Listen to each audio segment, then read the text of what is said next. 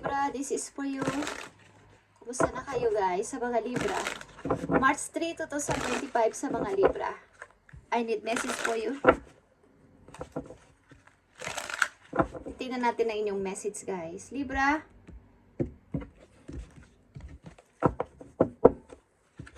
Okay. Kukuha tayo dito ng 4 na message for you, Libra. Okay. Meron dito 9 of Wands, Libra.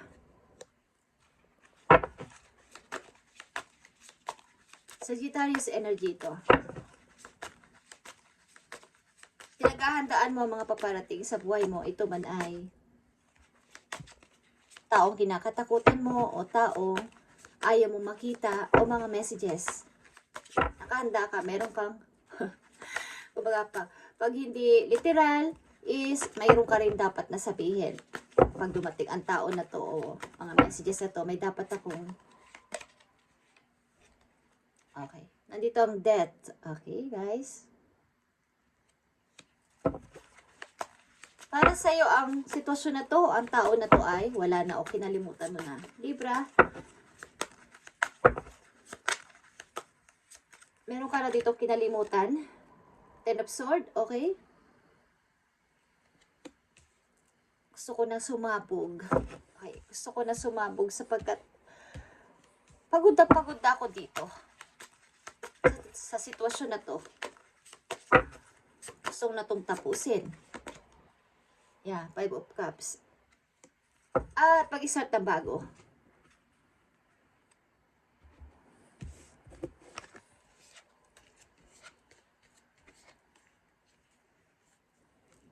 Meron ka pinaghahandaan at takot ka sa paparating. Message man yan o tao na kinakainisan mo o kinakaayawan mo na is nagdulot sa'yo ng napakahirap na sitwasyon sa buhay mo. Okay? 10 of Swords is here. Mga pasakit, mga hindi mo makakalimutan na pasakit o kirot sa dibdib mo.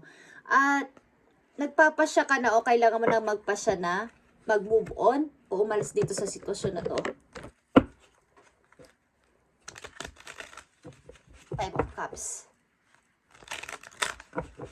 Nakakapanghinayang man, ba't kailangan ko itong gawin? May dapat na akong i-release o may dapat na akong lagyan ng tuldok o end.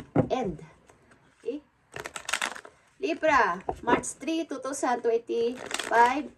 At para to sa mga Libra na bibigyan ng message today. Napakarami ng mga Libra sa buong mundo. Okay guys? At kung hindi sa inyo ang reading na to ay hindi ito para sa inyo. Okay? Para sa ibang Libra. Okay. Meron ka nang gusto kalimutan na talaga na tao na nagpahirap at nagbigay ng sakit sa iyong puso at sa iyong buhay. Nagbigay ng napakahirap na sitwasyon sa mga Libra. At titignan natin yan. Okay. Knight of Swords is here. Willing na akong magpatuloy sa buhay. Ano man yan? Any adventure man yan o kahit na ano is kaya ko na magplano, kaya ko nang ulit itry ang lahat. Okay, Libra.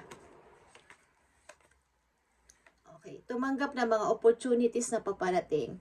Okay, maaring sa inyong pupuntahang lugar ay nagkalat ang mga opportunity. Okay, mga chances. Maraming mga chance sa inyong lugar na pupuntahan. Maaring ang inyo ding pamilya ay may mga kayo ay na may mga lumang bahay. Libra is mayroon din ditong nagbabalak na bawa ay magtipon-tipon para ulit magkita-kita. Something reunion is mangyayari. Okay, sa inyong bahay o sa inyong lumang baga probinsya nyo, kung nasa city kayo is mayroong mga pagtitipon o may mga invitation kang matatanggap na gusto mo bang dumalo, Libra? Okay? Ganyan ang mga matatanggap ninyo. Okay, Libra. Message pa para sa iyo ay March 3, 2025. At may kinalaman sa iyong buhay. Kung kayo mag-asawa, may asawa na, may kinakasama, o mayroong kasintahan, o single parent, ito ang inyong message. The High Priestess is here.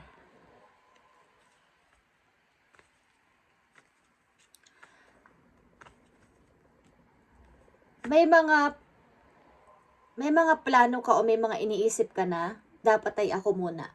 Huwag ko na muna itong ipagsasasabi. Kumbaga, kailangan ko muna itong isekreto sa inyo. Kailangan ko muna itong, ako lang ang nakakaalam sa mga plano na to.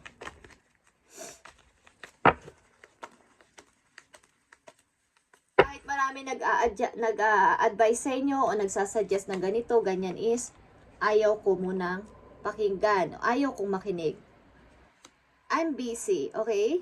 Busy kayo at inuuna nyo ang inyong mga dapat unahin ng mga importanteng bagay sa ngayon. Pati yung mga dumating na mga bagong pag-asa sa buhay ninyo ngayon ay inyong sinisinop. Okay? Yung mga opportunity na dumating o yung mga trabaho nyo ngayon ay inyong basta pinagtsatsagaan o nandiyan kayo nakafocus sa mga libro na nandito sa reading. Ang ilan sa inyo ay marami nang natutunan guys sa nakaraan at ayaw nyo nang tumanggap ng mga any message na makapagpapagulo sa inyong isipan. Okay. Ace of Pentacles is here. Mga pag-o-offer sa inyo ng magandang trabaho maybe. Ito ay bagong pag-asa sa mga Libra, bagong trabaho din at napakalaking opportunity na to para sa inyo guys. Para sa mga Libra, ibigay mo pa mga message ngayong March 3, 2025. Yeah. Pagpunta sa ibang lugar, guys, ba't ito ay pamimili? Kung tatanggapin nyo ang offer na to o hindi. Sapagkat sa inyong kinalalagyan sa ngayon ay okay naman. So, nag-isip-isip kayo, ba't ito ay sikreto? Hindi nyo pa sinasabi o hindi kayo nakikinig sa advice ng iba. Gusto nyo magkaroon ng message galing kay God o kay universe, maaaring kayo nakikinig sa inyong sarili mismo at hindi sa ibang tao. Sa mga Libra nandito sa reading, tignan natin ang mga messages pa po you. Nakikita nyo ang Four of Cups dito. Meron sa inyong medyo nangihingi ng baga. Sorry, okay, but no.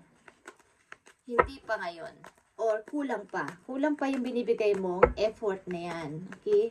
Ayaw ko munang tingnan o ayaw kong itry na kausapin ka. Busy ako.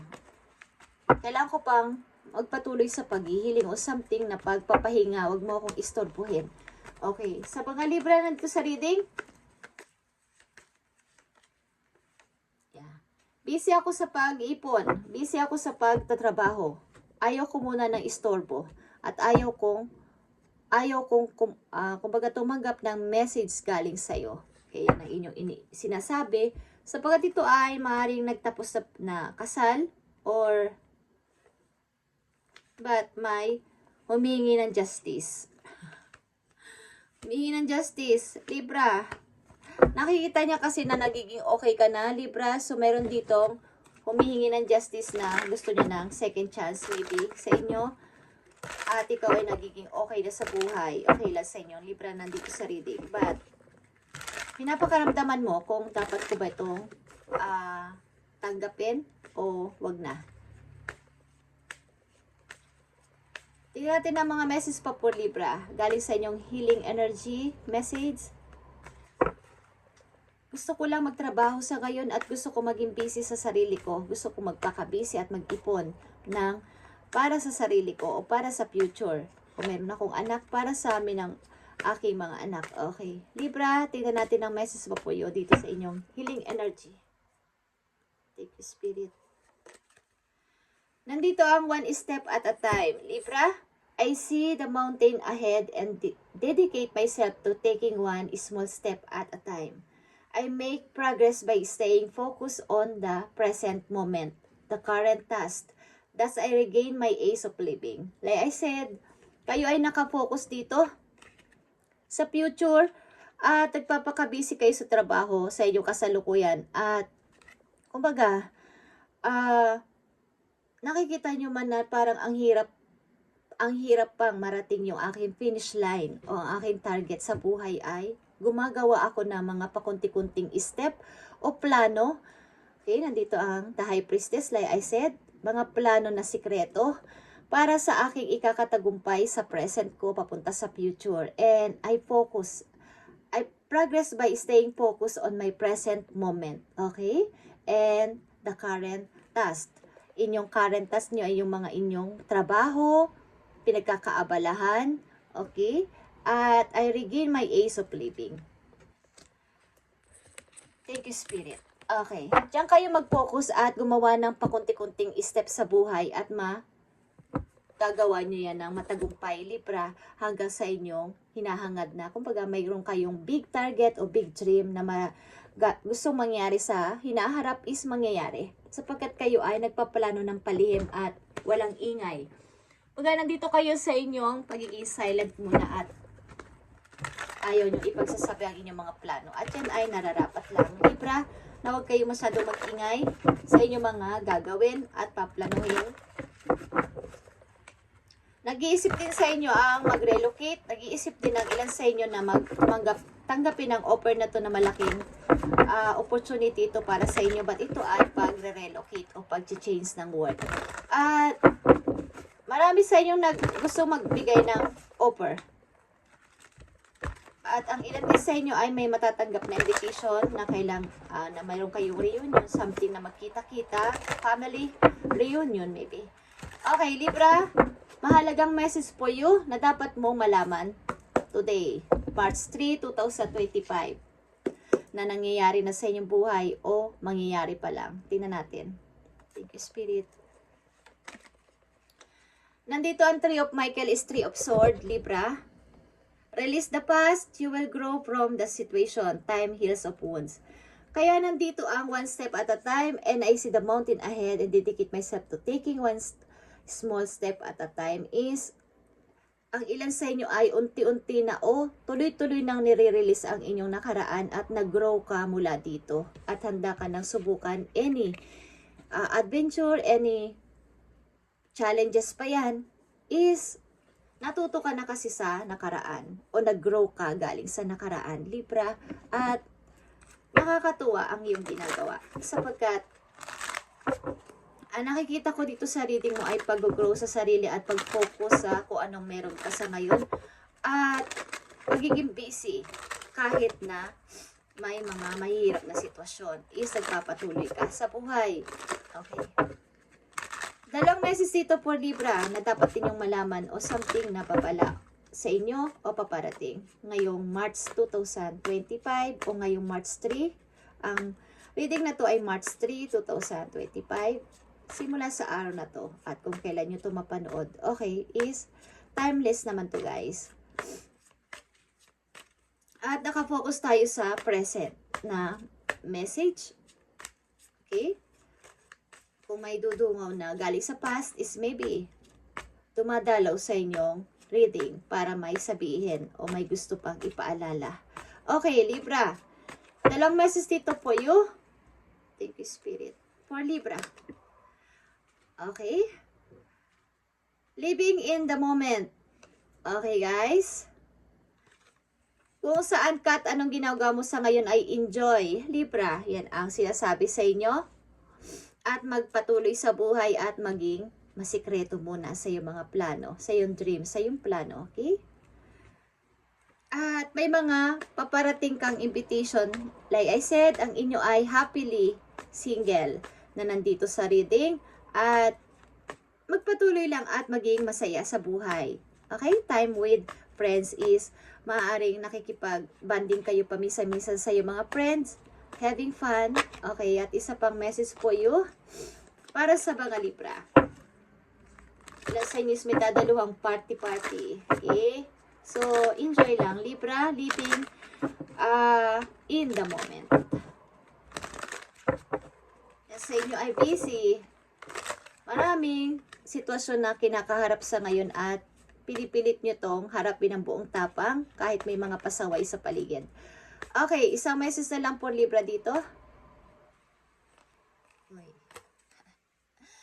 Having faith, love is coming. Okay, love is coming at maaaring makikilala mo to sa party.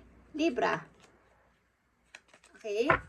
Maaaring ito ay mag-aaya sa'yo sa party. At may makikilala ka doon. Libra, sa mga Libra nandito is single ang karamihan. At maaaring may magpapahiwating sa inyo ng pag-ibig.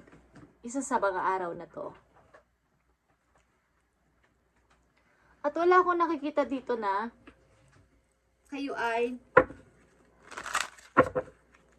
nakikita ko dito sa iyo reading today, Libra, ay pag-focus kung ano ang meron kayo sa ngayon at pagpapatuloy sa buhay at pagiging busy at mga planong hindi sinasabi, mga plano sa sarili lang at nakikinig kayo mismo sa inyong sarili at hindi sa ibang tao. Maring handa nyo nang harapin lahat ng inyong mga gagawin sa buhay, mag-ito man ay mahirap na sitwasyon at nakaka-challenge para sa inyo. Maaring may humihingi sa inyo ng sorry o hihingi ng sorry dito, but not today. Hindi mo nasa ngayon. Kailangan pa ng marami pang effort ang gawin mo. Hindi lang yan. Hindi lang yan ang gusto kong gawin mo. Okay. Last message for you, Libra. Thank you. Nandito ang snake. You will be shedding all skin and emotion and transforming them into something bigger and better. Libra, changes is in the wind and you are the center of it's all, the catalyst. To smoothen this process, make sure that your intentions are clear and that you move forward with hope. Okay. Ikaw ay nakatakda na mag-transform something. Mag-transform. Para kasi Darna. Okay, magpapalit ka ng anyo. Kumbaga, mag-change ka ng skin. Kung ikaw ay nakita niyo yung mga gumagamit ng mga pampaganda, di ba? Yung mga nagbabalat-balat ang mukha. Oh, nakikita niyo kapag nagpalit sila ng old skin, nawala yung old skin nila, di ba? Ang ganda. Makintab, maputi, mapula-pula, okay? So, napakaganda ng paparting sa'yo. Bigger and better, Libra. So, yan ay, kumbaga, you are the center of it's all, the catalyst. Kung ngayon yung intention ay napakabuti at clear ang inyong mind dito at walang ibang, kumbaga, katulad sa kabayo is dire-diretso lang ang inyong takbo o lakad. Mag-helmet kayo, okay, para hindi na kayo lingon ng lingon sa any mag-disturb sa inyo, is move forward with hope. Kailangan din dito ng hope at wag mawala ng pag-asa sa inyong gagawin. Tuloy-tuloy lang, Libra. At magtatagumpay kayo dito. Promise. Okay? At i-release nyo na ng tuluyan itong past na to. Kung ano man tong past na to is wag nyo nang isip-isipin pa yan. Sayang ang oras, Libra. Nag-waste kayo ng time dito at energy sa paglingon-lingon pa sa nakaraan. Magpatuloy kayo sa kasalukuyan papunta sa future. Okay? At nandito talaga ang snake na message for you and one step at a time. Kahit hindi naman mabilis, basta nakamove lang na nakaka-move pa forward is sa saan ba't mararating yung inyong target. Okay, Libra? So, andito din ang forgiveness at nagpapahiwatig na may dapat kayong patawarin o dapat nyong mapatawad. Okay? Or dapat yung hinga ng tawad. Aliman dyan, guys, is kailangan talaga sa tao ay yung forgive para magkaroon ng umaayos ang buhay nyo is lalo pang aayos dahil sa pagpo-forgive. Huwag na nating isipin yung may pride kasi ako. Okay? Hindi na mahalaga. Hindi na mahalaga yung nangyari noon at nangyari pa sa inyo. Ang mahalaga ay natuto kayo sa inyong experience at nag-grow dito. Grow this situation.